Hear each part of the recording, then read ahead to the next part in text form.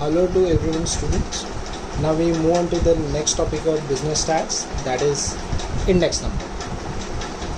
अभी index number का use हमने हमारे डेटा इंटरप्रिटेशन में भी पढ़ा। डेटा इंटरप्रिटेशन में हमने करंट ईयर बेस ईयर से हमने अगर ग्रोथ कितना होता है वो कैलकुलेट करना है तो current minus base upon base into 100 ये फॉर्मूला हमने सीखा।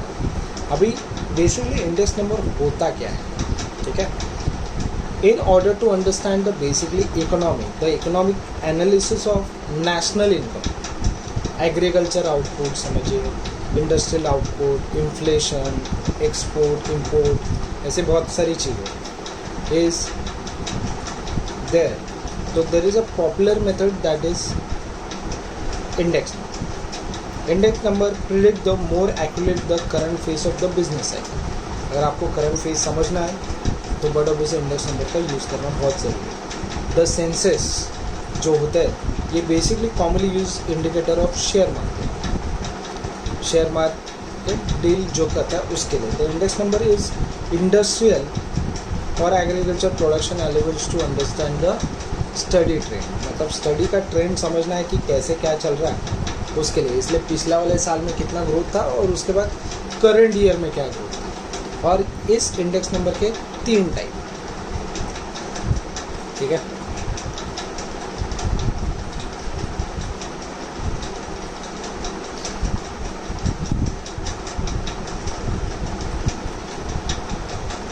Price index number,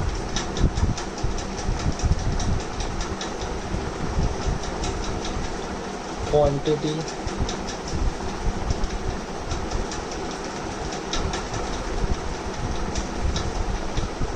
and third is value.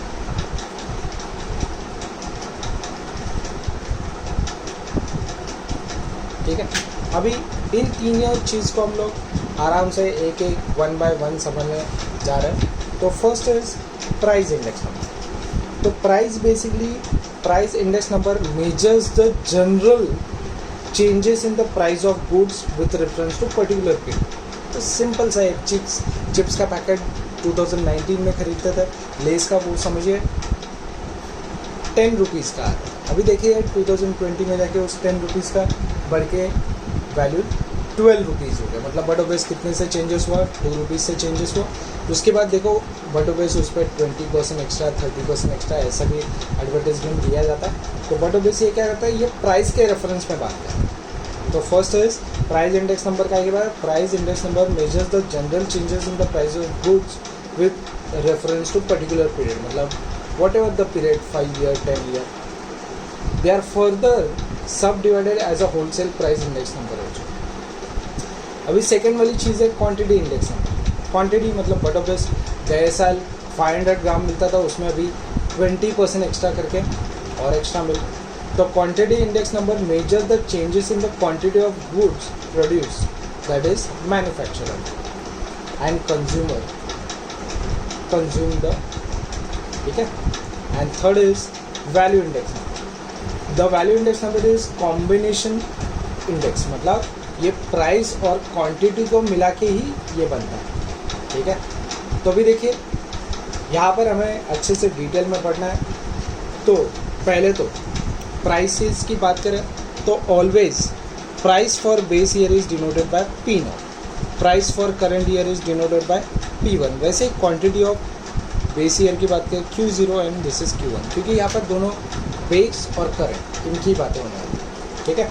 तो पहला सबसे जो एग्जाम्पल और एग्रीगेट मेथड जो अपने एग्जाम में बार बार फॉर्मूला बेस्ड क्वेश्चन आता है, तो first one is aggregative method.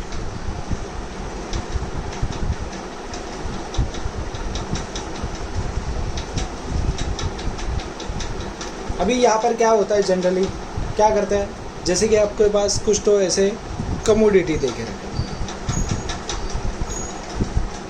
ठीक है। समझिए बोल दीजिए राइस, वीट, पल्सेस, उसके बाद शुगर। अभी देखिए आपको यही प्राइस 1985 में क्या था, उसके बाद ये 1995 में क्या हो गया। समझिए राइस का प्राइस यहाँ पर ₹4 था, ये यहाँ पर आके ये ₹8 हो गया। यहाँ पर ये ₹3 था, ये समझिए ₹7 पे चला गया। ये ₹8 पे था, ये क्या पता ₹30 पे पहुँच गया। ये 6 पे था, ये 13 पे चला गया। अभी देखिए आपको बेस ईयर के प्राइजेस भी देके रखे और करंट ईयर के प्राइजेस भी देखे। तो प्राइस इन रुपीज़ बोला हुआ, तो ये इसे हम P0 मानेंगे और इसे हम क्या मानेंगे P1। और उसमें पहला मेथड जो बोला ना एग्रीगेटिव मेथड, उसके लिए there is a formula is written as I01, index का ये I और बेस ईयर और 1 फॉर अ करंट ईयर। तो इसे लिखते कैसे, summation of P1 upon summation of P0 into 100। तो हम क्या करेंगे, समेशन मारेंगे P1 का और समेशन मारेंगे P0। अंडरस्टैंड। तो ये हो गया आपका 30 में 13 + 7 how much it is, that is 20। ये हो गया 50 और ये हो गया 58। 8 + 6 14, 14 + 14 इज 18, 18 में 3 दैट इज 21। अब ये देखा जाए तो ये ऐसे कैलकुलेट करना पड़ेगा। ये बेसिकली देखो अपने एग्ज़ाम में कुछ कैलकुलेशन वगैरह पूछा नहीं जा रहा है, देयर इज़ आस्किंग फॉर्मूला कि एग्रीगेटिव मेथड का फॉर्मूला क्या होगा। तो कैसे लिखते हैं, summation of current year upon summation of base year into 100। अभी देखिए नेक्स्ट इसका मेथड कैलकुलेशन का, that is average price related.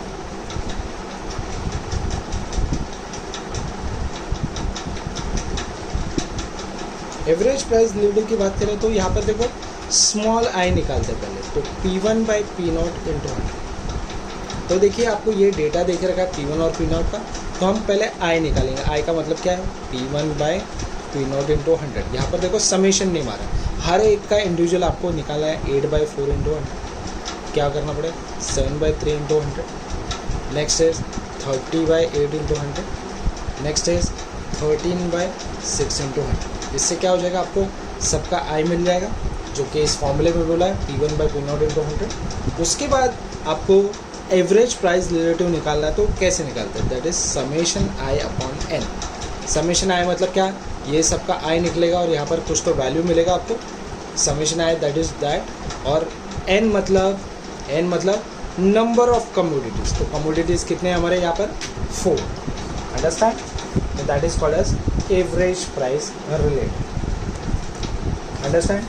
उसके बाद ये हुआ प्राइजेस के बारे में। अभी देखिए प्राइजेस के साथ अगर क्वांटिटीज आते हैं तो various kind of statistician who give the test, ठीक है, उन्होंने अलग अलग टाइप के यहाँ पर देखा जाए तो इंडेक्स नंबर पब्लिश किए। तो पहला जो सबसे ज़्यादा इम्पॉर्टेंट है और अपने एग्ज़ाम पॉइंट ऑफ व्यू सबसे ज़्यादा जो एग्ज़ाम में पूछा जाता है, इसके फॉर्मूले सबसे ज़्यादा आते हैं, ठीक है। सो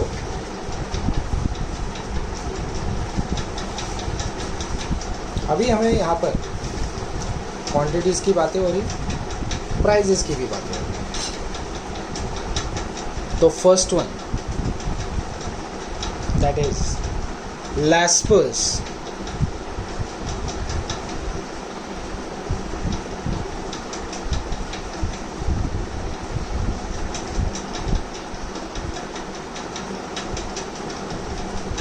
लैस्पर्स प्राइस इंडेक्स।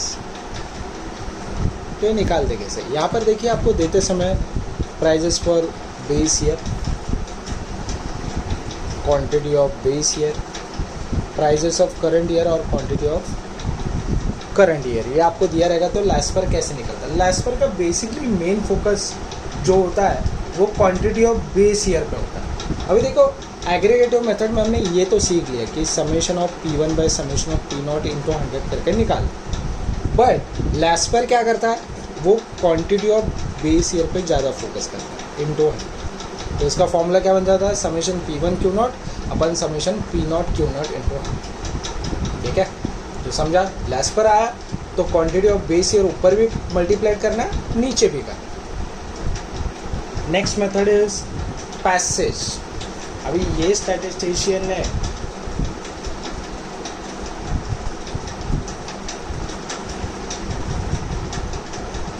क्या किया, ये देखो लैस्पर है तो ये IL बोला, पैसेज है इसलिए IP बोला। इसमें भी देखिए summation P1 upon summation P0 है, पर इन्होंने फोकस किया quantity of current year into 100। Okay, समझ में आ रहा है? हाँ, यहाँ पर लेस्पर में क्या था, क्वांटिटी ऑफ बेस ईयर ऊपर भी और नीचे भी, पर पैसेज में क्या हुआ, Q1 ऊपर भी है और नीचे भी। ठीक है, उसके बाद यहाँ पर देखिए एग्जाम में फॉर्मूलेज आता है, कैलकुलेशन बिल्कुल नहीं आता। थर्ड इज फिशर इंडेक्स, या उसका दूसरा नाम है आइडियल इंडेक्स। अब ये फिशर इंडेक्स IF आता कैसा है, it is a product of IL into IP। अगर आपको IL और IP आएगा तो ही आपको फिशर आ सकता। समझ में आया? IL और IP नहीं आया तो आपको निकालना मुश्किल। फोर्थ वन इज डॉर्बिश बाउली।